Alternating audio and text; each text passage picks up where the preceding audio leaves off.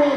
वारकरी संप्रदायाची संत पंचायत किंवा ती ज्यांना मानतात इथे प्रस्तुत झालेला हा भंग नारायण महाराजांचा सुद्धा आहे, नामदेव महाराजांचा सुद्धा आहे. मी नामदेव महाराजांचा का म्हटले ह्या थोडक्यात बघा, तिच्या आधी थोडासा परिहार देण्याचा गरजेचा आहे. या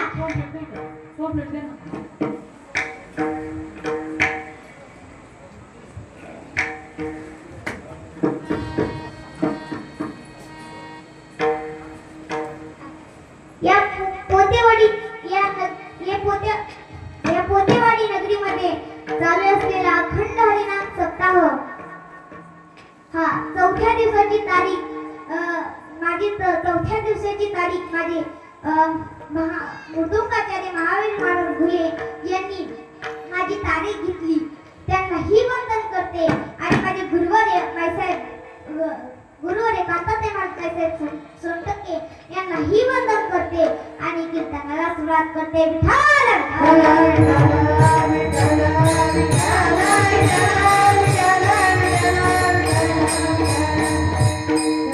तसेच सर्व टाळकरी मंडळी, तसेच गायनाचार्य, तसेच आमचे मृदुंगाचार्य महावीर महाराज घुले, तसेच हार्मोनियम वादक, तसेच सर्व तुम्ही बसलेला एवढा वेळ नाही मला तुमचं नाव घ्यायचं पण कीर्तनाला सुरुवात करते.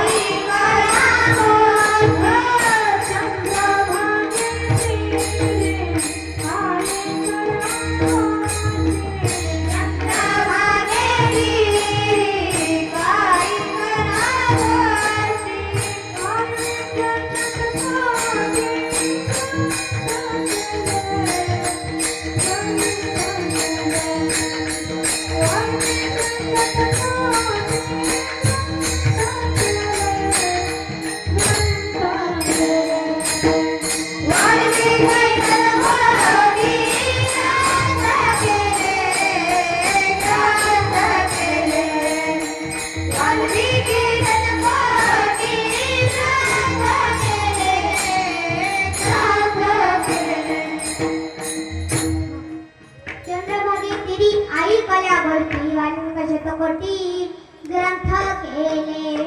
हा नामदेव महाराज म्हणाले की मी आतापर्यंत फुकट आयुष्य गमावले, त्याने माझ्या चित्ता भाऊ झाले क्लेश.